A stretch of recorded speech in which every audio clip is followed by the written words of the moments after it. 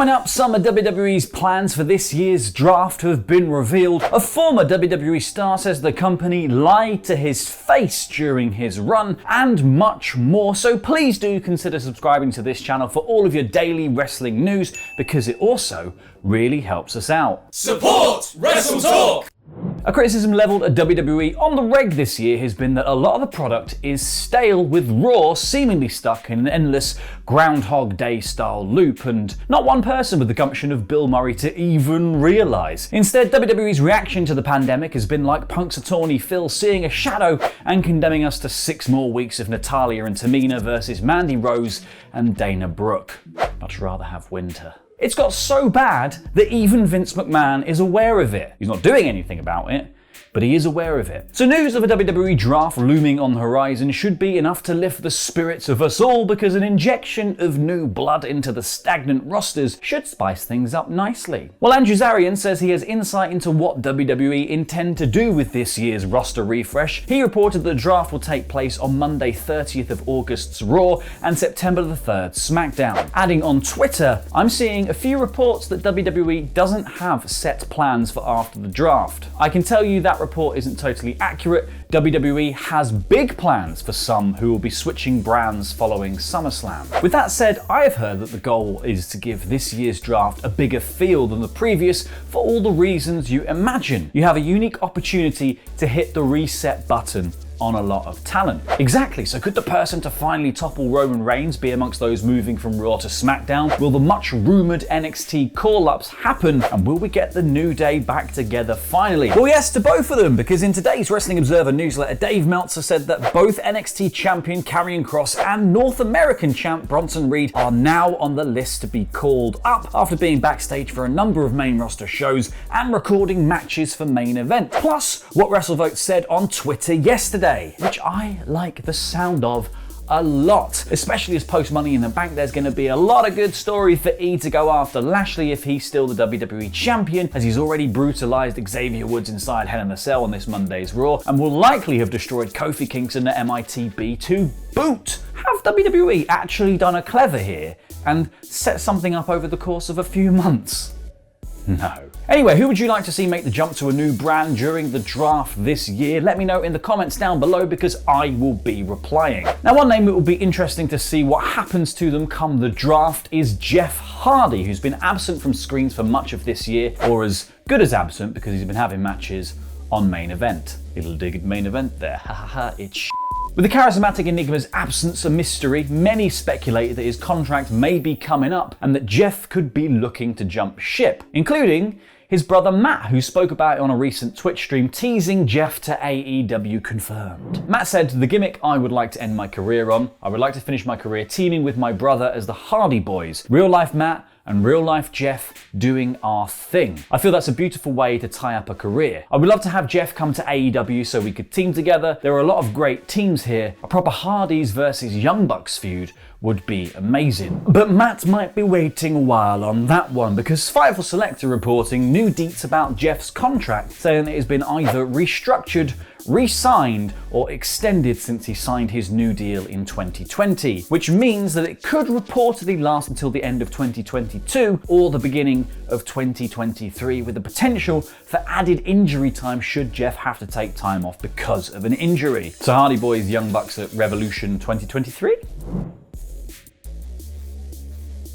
But WWE is not the only company getting some much needed freshness after the biggest show of the year, because Impact has their biggest show of this year on the horizon, with Slammiversary set to take place on Saturday, July 17th. And the rumour is that they might be hoovering up some of WWE's released talent. Fightful Select are reporting that at least 2 surprises are currently planned for the show, and while this doesn't guarantee the WWE releases will be filling those slots, last year we did see the Good Brothers, Heath Slater, and others make their debuts at the show, so there is a precedent. Now, the most recent round of releases will still be under their 90-day non-compete clauses when Slammiversary airs, but we could see some of the other names given the old heave-ho by Vince & Co. this year, because They've done quite a lot of releases this year, haven't they? So that's like Mickie James, who's already been teased on Impact TV, Chelsea Green, the former Impact star, Billie Kay, Peyton Royce, Bo Dallas, Kalisto, Tucker, Wesley Blake, and Mojo Rawley. Now for my money, Mickie and Chelsea are the most likely, with the Iconics seeming like an absolute no-brainer now that the Knockouts tag team titles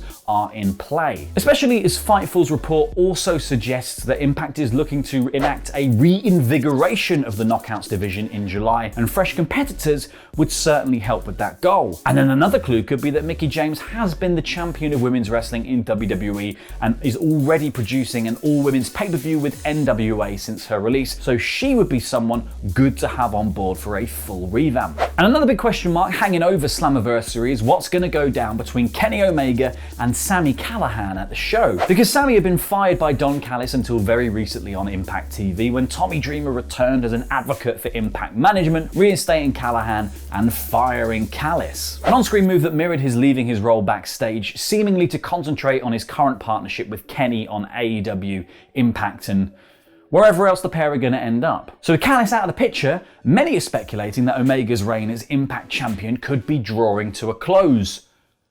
Drawing to Sami Callihan. Get it? Draw. Speaking on Wrestling Observer Radio, Dave Meltzer said that those specifics aren't externally known about when, where, and to whom Kenny will drop the belt. The plan has been discussed by both companies from the off and planned out well ahead of time. He said they're all collaborating, especially with Omega. With Sammy Guevara, obviously, it wasn't as collaborated because it wasn't in as high profile a picture. But before Omega ever won the title, they had their battle plan all mapped out on what it's going to be, who's going to be on what show, and when it's going to be, and when Impact can get their title back. That was all part of the deal way ahead of time. Meltzer mentioned it there, and he was referring to Sammy Guevara's situation from a few months back where he wasn't exactly a fan of the plans that Impact had for him at one of the tapings, and he ended up just not doing them. But with Kenny as the champ, that is not exactly an option, so it's understandable that a plan would be in place for Kenny's title reign and who might be his successor. Do you hear that, WWE? A plan? Who are these cowboys with their plans? Now, one of the names we spoke of a little earlier when we speculated about who could be joining Impact at Slammiversary was the former Tucker Knight, aka Levi Cooper. In an exclusive interview with the team over at WrestleTalk.com, not sure who those guys are, but I think we should all check it out for up-to-the-minute wrestling news, live commentary on shows, and exclusives. Anyway, Tucker said that he was not informed of the split up of his tag team, Heavy Machinery, until the day of the show that it happened. He said, I was never told really. The first time I found out that it might happen was at TV's the day we did the Talking Smack segment. I found out a couple of hours before that. He said that the company had called him in to appear on a show that he wasn't booked for at the last minute and told him of the plans to turn on Otis very late in the day, which he reckons was to keep him frazzled so he wouldn't ask a bunch of questions. Then, as you know, Tucker actually turned on Otis at Hell in a Cell, causing him to drop the Money in the Bank briefcase to The Miz. But the entire Otis with the briefcase run was also a mystery to Tucker and something he had no idea of the plans for, which he said. So honestly, I didn't really get any answers on that either. I think that Otis getting the briefcase was a real last-minute decision, I believe. I don't know that either.